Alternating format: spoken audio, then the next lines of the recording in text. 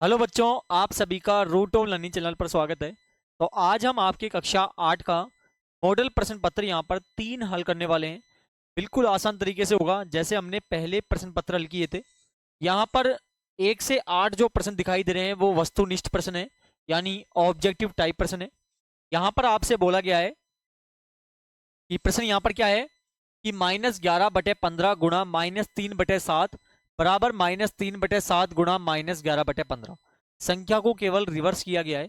यानी यहां पर जो आइडेंटिटी लग रही है वो लग रही है a गुणा बी बराबर b गुणा a।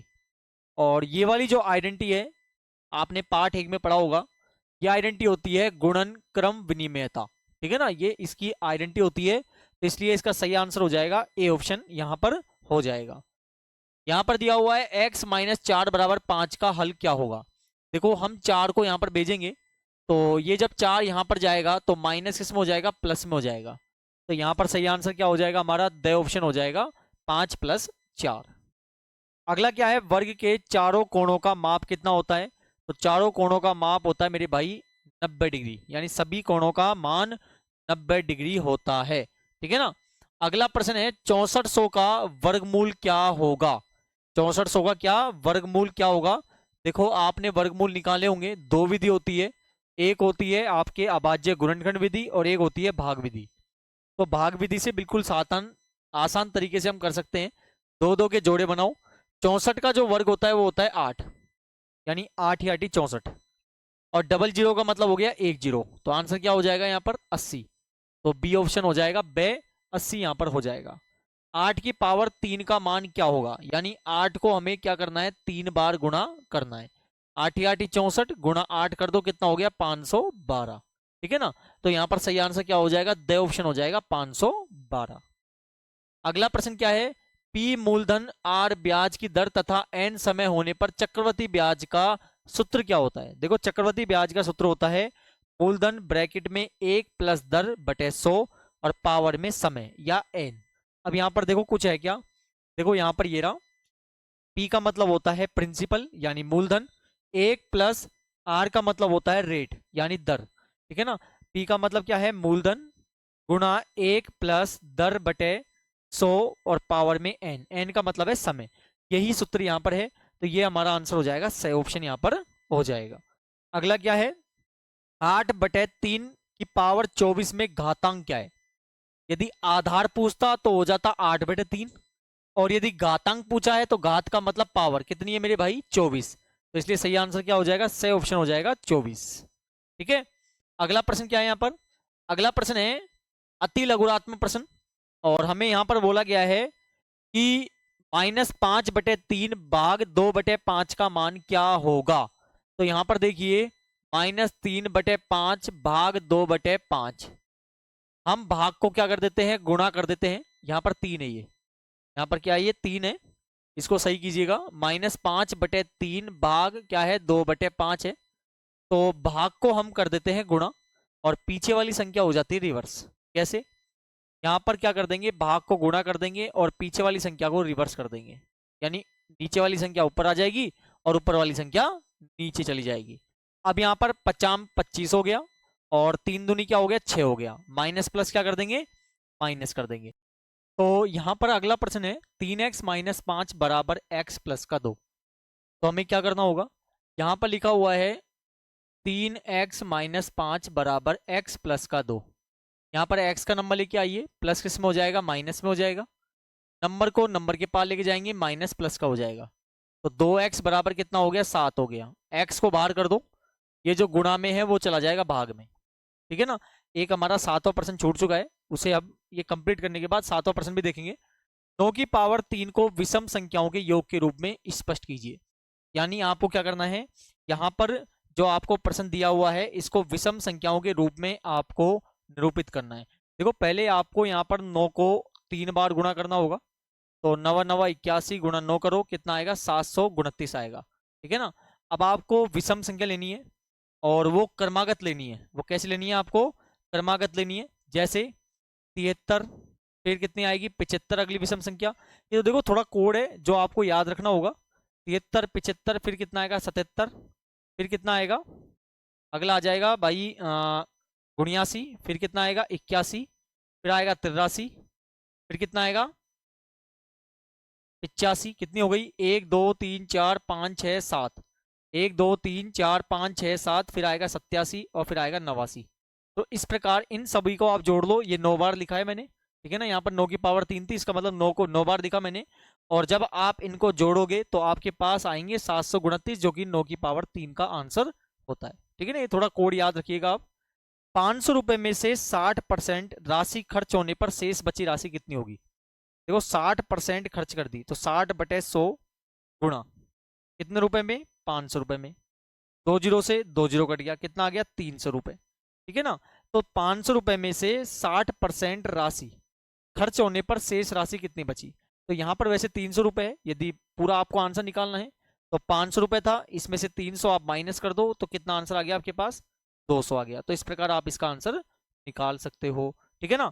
यहाँ पर हमने 7वां प्रश्न छोड़ा था, और 7वां प्रश्न क्या था, 3x ब्रैकेट में दिया हुआ है x प्लस वाई का गुणनफल होगा। गुणनफल का मतलब होता है गुणा, यानी 3x और x प्लस वाई से हमें गुणा करना होगा।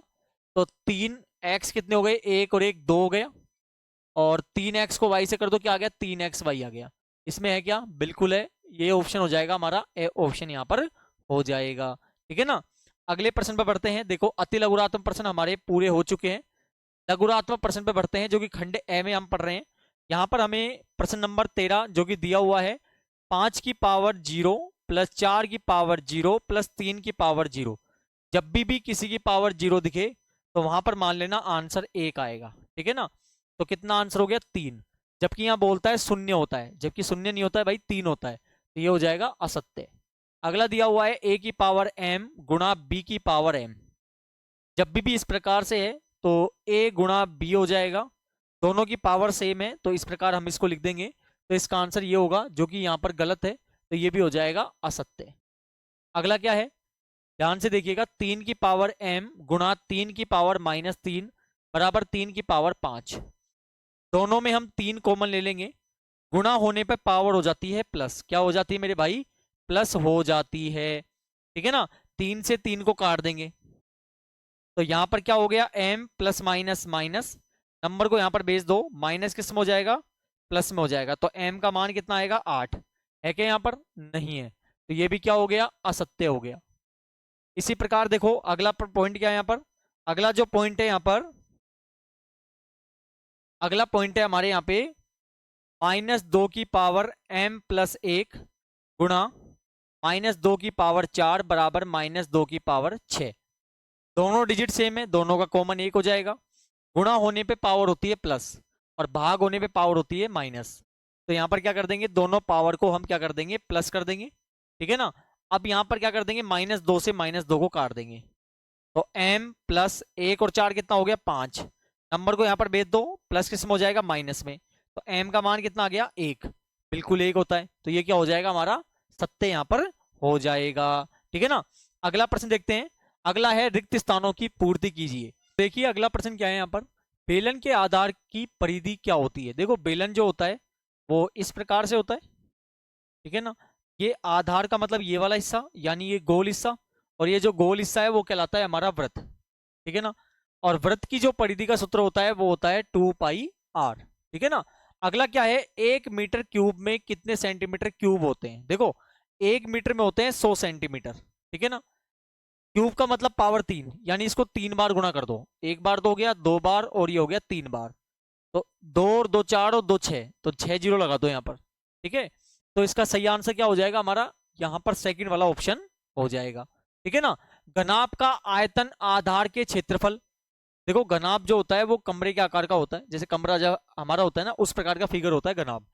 तो घनाभ के आधार का क्षेत्रफल होता है लंबाई गुणा चौड़ाई, जो कि हमें दिया हुआ है, ठीक है ना।